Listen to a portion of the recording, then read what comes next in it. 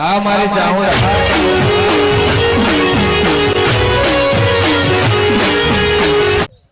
Good morning, જય માતાજી મિત્રો. આજના નવા વ્લોગમાં આપનું સ્વાગત છે.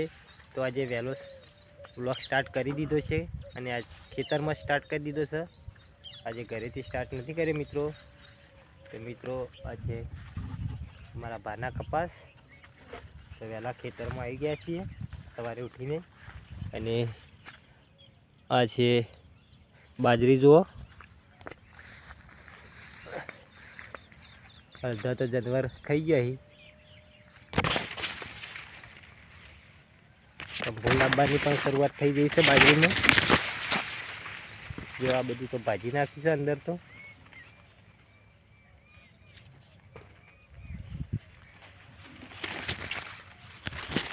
મિત્રો બાજરીના જે 15 દાડા કાચી છે, પણ ભૂંડ ભાગવાની શરૂઆત કરી દીધી છે. અને અંદર મેં ચોળીએ વાવી હતી. તો મિત્રો જુઓ,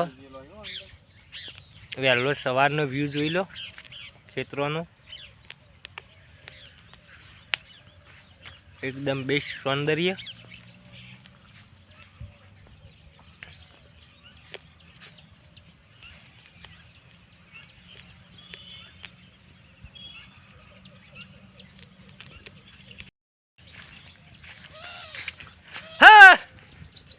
હા, બધા જાનવર દોણા ખાઈ ગયા. હા,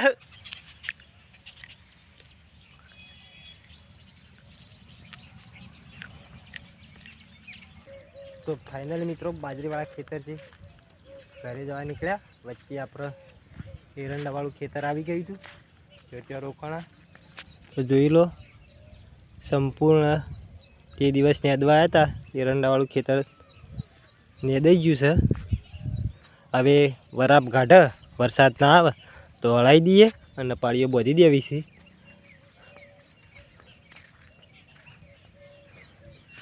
એરંડા તો બધા ઓલરેડી બચી જ ગયા છે, કારણ કે ઊંચાળા ખેતરમાં હતા એટલે પાણી ભરવાનું નહોતું. તો એટલો ફાયદો ને કે ઊંના વાવેતરમાં મોસ્ટ ઓફલી 60% એરંડા બધા પાછા જ આવ્યા છે. કેમ કે એરંડા વાયા એ પરસી જ મેં થયો છે. અને આપણે થોડા વહેલા વાવી દીધા હતા અને ઊંચાળા ખેતર હતું રેતવાળું, તો પાણી ભરવાને ઇસ્યુ નહોતો એટલે એરંડા બચી ગયા. તો મિત્રો હવે 2 દિવસ વરસાદ ના આવે તો આપણે એરંડા હળી જઈશું અને પછી પાળીઓ બોધી દેવું.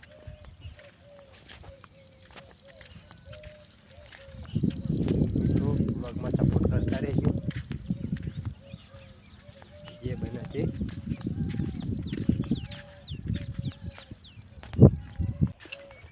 ફાઇનલી મિત્રો અમે હું હર્ષ વિદ્યા એમને સ્કૂલમાં રજા છે અને મારા નાઇટમાં જવાનું છે આજે, છેલ્લા દિવસે 11 છીએ.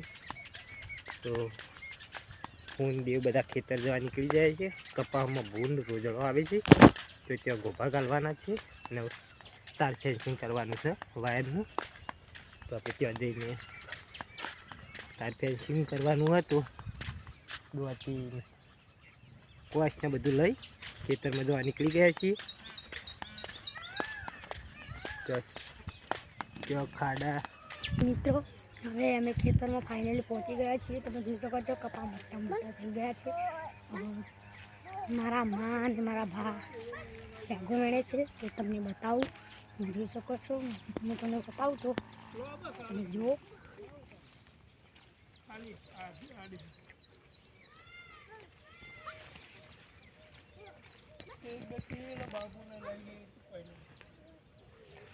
જો તમે શેગો જબ્બર વળી ગઈ છે.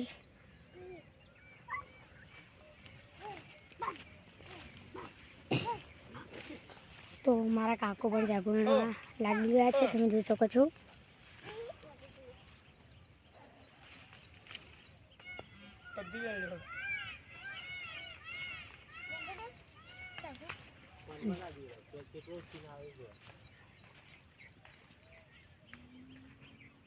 મારા દાદા પણ એક બે પેપર સમજ લઈએ શાગુ મળી રહ્યા છે.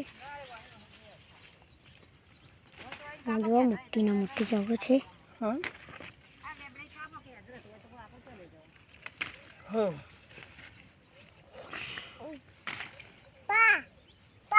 અલ્યા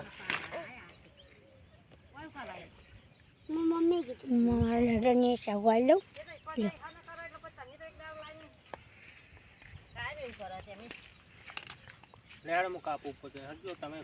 તો ફાઇનલી અમે લેબડા ઉપર ચડી ગયા છે. એક ડાળું તો કટિંગ કરી દીધું છે અને બીજો હજી 4-5 ડાળા કટિંગ કરવાના છે. તો વ્લોગમાં જોડાયેલા રહેજો. લેબડા ઉપર ચડી ગયા છે હર્ષને બી. જો દેવને નેચર અમે દેવ એ રહ્યા બોલ